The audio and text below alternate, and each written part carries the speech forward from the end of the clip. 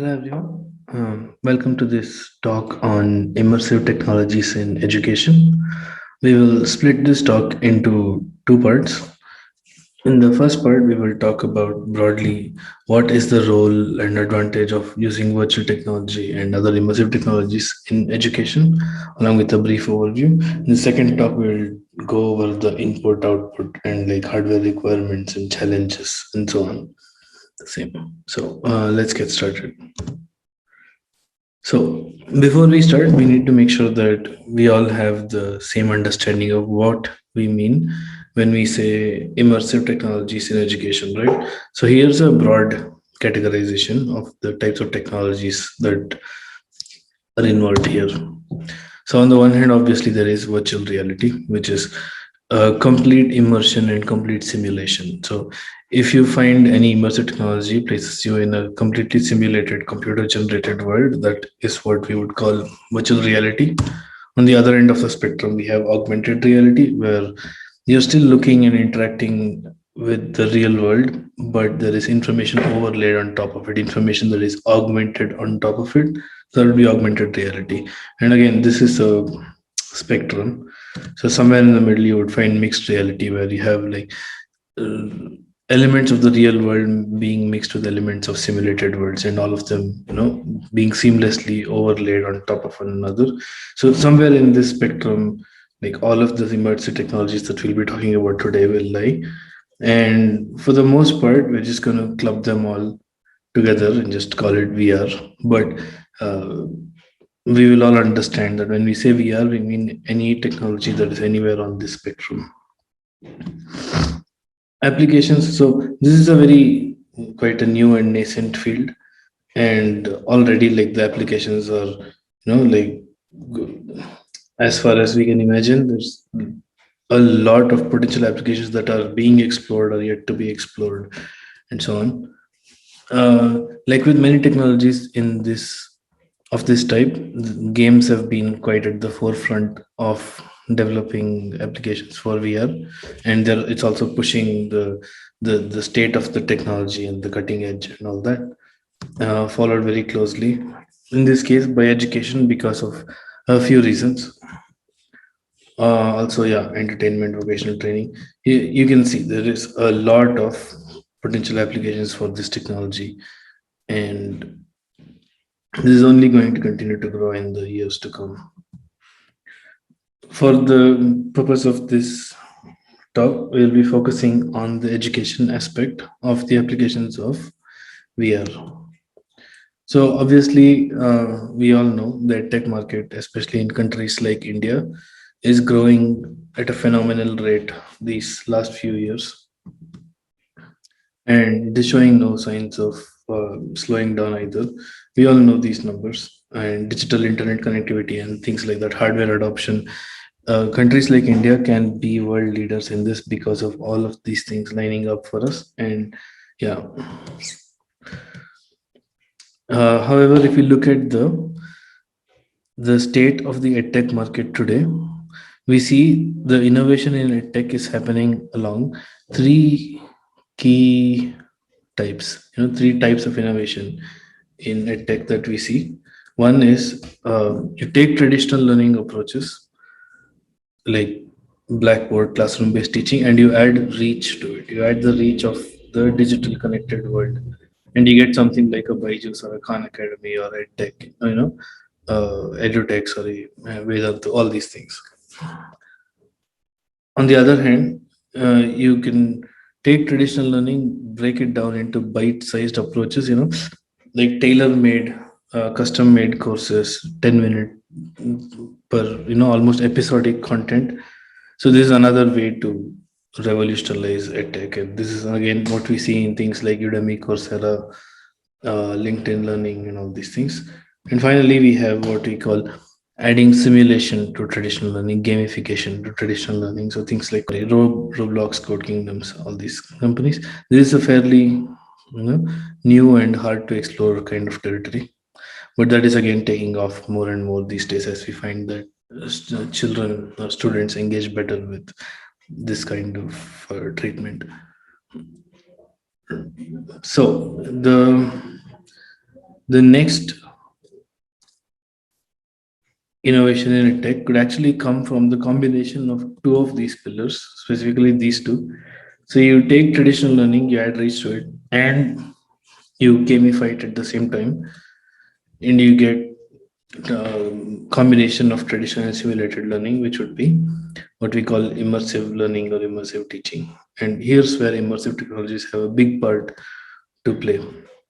Now, why should we even bother about immersive learning, right? Like, because the like as researchers or as teachers, as educators, or as anybody who has a stake in this market, we need to always ask ourselves: is immersive learning going to make learning itself better? Is it going to improve the lives of students? If not, like why even bother, right?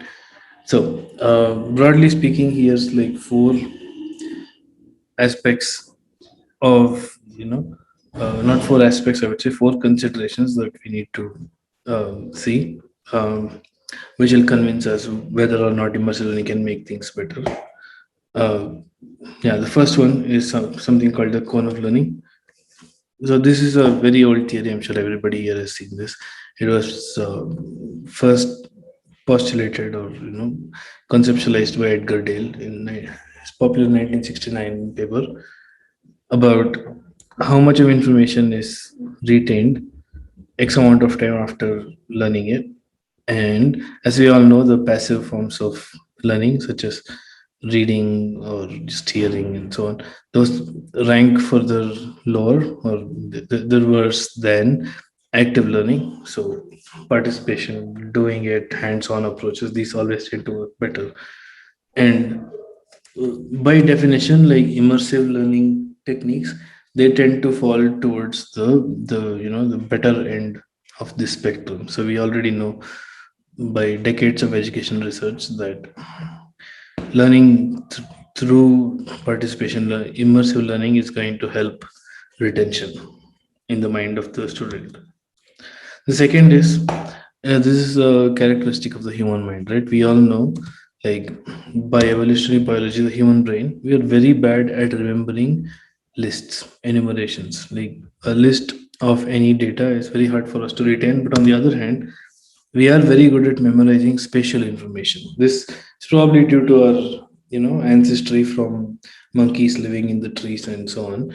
We are very good at remembering spatial information, very bad at lists. Yes, we are also very good at memorizing stories. That's probably why we are empathetic social beings and so on. And there is evolutionary advantage to be had there. So this is what we know, which means of the different kinds of uh, information delivery, the ones that have the better and better retention in ascending order are lists, worst of the lot, mind mapping, mind palace techniques or mental palace techniques, and finally contextually placed information. Now again, immersive learning tends to fall somewhere towards the right end of the spectrum, leading one more time to better retention.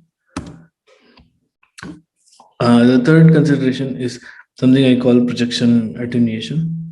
So, so try and ignore the specifics of the example here, right? What I'm trying to say here is, whenever information is presented, the information, the information exists in the natural world in some n number of dimensions. Like, for example, in the case of the solar system, it is a three-dimensional, mega structure, and when it is being presented by the teacher, it gets flattened out to two dimensions on the blackboard. Then it comes back in the student's mind in three dimensions, and the student has to reproduce it in an exam or somewhere in two dimensions again. There's a lot of projection up and down the dimensions happening. Now again, I say solar system is three dimensional, but it's not. It's actually, there's multiple dimensions of information that you can overlay onto the solar system, because uh, it's a very complicated system, right? It's There are just three dimensions of space, but there's more dimensions of information. Now all of this needs to get projected down onto two dimensions when the teacher has to present it. Now every time there is a projection up and down in terms of the number of dimensions of information in the information space, there will be some loss, because this is just inherently lossy process. Now, if the source material, the higher the number of dimensions source material, the higher the losses could be more and more significant. Immersive learning doesn't completely solve this, but it does give us one or two extra dimensions to work with in each of these cases, thereby reducing some of the projection attenuation to manageable levels. Fourth point is about empathy. So there are again there are many uh, parameters to the development of empathy, especially in the early formative years during the education years. And some of those are having shared experiences and developing the ability to switch perspective, see things from other person's shoes, and so on. And finally, withholding judgment. The first two of these, immersive learning can definitely help with this. I think it is quite easy for us to imagine how this would be so. If not, we will see more of it in some of the future examples later. So, coming back, pulling up a little bit, if we had to define for the probably we should have done this earlier to set the context. When we say immersive learning, this is what I want us to define it as. It is using virtual and augmented reality teaching or learning platform. Okay, it is a virtual augmented reality teaching or learning platform that complements traditional teaching methods via immersive content that utilizes elements of simulation and gamification. This, this is what it is to me in my mind. It's a lot of words, but I think it tries to capture the essence of what immersive learning should be. Now, we've seen how immersive learning can probably help improve learning outcomes and so on. Now, for a minute, I just want us to sit and imagine, because this is important, right? We are at the ground floor of a new nascent technology revolution. Just want us to sit and imagine different scenarios or different applications of this particular immersive technology in education, and just see what we can imagine, especially from focusing more on the K-12 experience here, because that's what I'm more interested in. But just imagine you're in a physics lab. Imagine from the point of view of the student, right? Like, instead of learning about rocket equations, orbital mechanics just on a blackboard and then trying to solve, you could actually build out these rockets. You could try out different configurations. You could try out different configurations, not just for the rocket sensors or the chemical propellants or whatever. You could even try it out on different planets. It even alter how gravity is supposed to work, and you get to play with it as though it were a toy. And then you're also learning similar something like as complicated as a DC motor, like an internal combustion engine. These are all inherently very 3D structures, and instead of just reading about it, you can actually see how it works, mess with it. Put your hand in there, stop it, pick it up, pull it apart, put it back together. Yeah, I think I'd like that.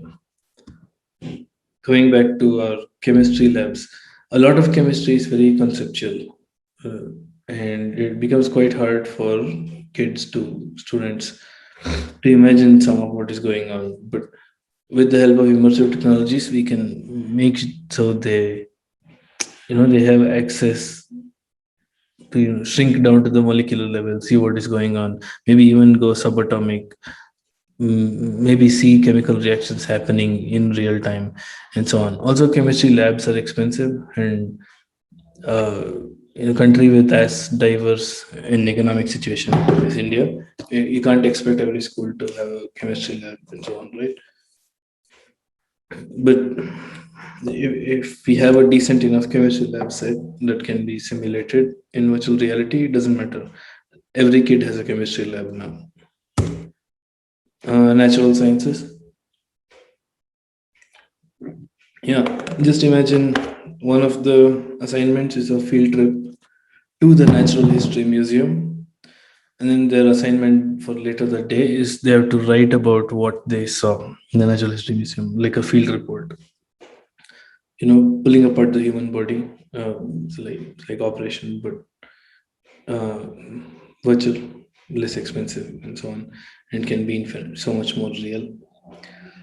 You could go on field trips to the African savanna, do marine biology exercises, everything from from just your headset and that setup. The humanities, yeah. Imagine you're studying about some military operation, some war. You could actually be hovering above a zoomed out, map spread out all around below you, and you could see the army troops mustering, you could see the troop movements, the formations, you could see it out playing out in front of you in real time. Or maybe you're on a field trip to perform some archaeological excavation in Harappa, Mohenjo-daro, I don't know, and then you come back and you write about what you saw. It just makes those experiences so much more meaningful. It's just going to remain with you forever. Or one of your field trips, you could actually visit people from a different part of the world, like starving kids from Ethiopia. Say you could go virtually, or simulate have simulated conversations with them, maybe canned conversations. You could laugh with them, dance with them. It's just going to make that experience very, very powerful. Just, yeah. And again, right, not to be cliche, but yeah, the sky is the limit here. And I just want all of us to like take a minute to like imagine what kind of immersive applications we could build using this technology. I'm just going to take a real quick pause here, and we're going to come back in the next video and talk more about the milestones for that need to be achieved for virtual reality and other technologies here to make their mark in immersive learning. Thank you very much for coming to this part of the talk. See you again in the next video. Thank you.